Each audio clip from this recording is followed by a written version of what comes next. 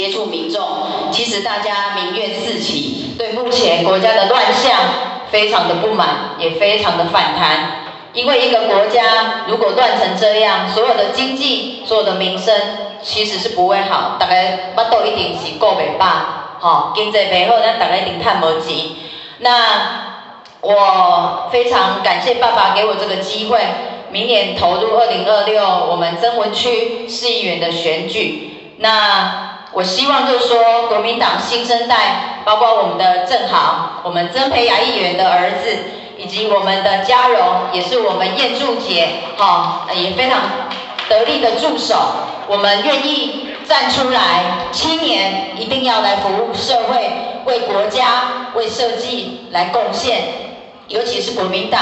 我们希望就是说，能够延续我们国民党的志业。一个国家、一个社会、一个政党、一个政党政治，必须要有制衡的力量，这个国家才会进步，才会发展。那希望就是透过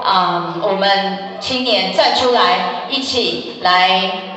为社会发声，为民意发声。希望有这个机会，明年能够顺利，能够接续爸爸这个任务、这个职位，来为民发声，来为大家争取更多的福利。希望能够把民意能够发挥到最大，争取最大的福祉。那在这边也谢谢大家一直以来对国民党的支持以及奉献，希望我们国民党的未来能够越来越好，也祝福大家在新的我们来欢迎我们的中国国民党主席朱立伦主席到达现场，大家请热烈欢迎。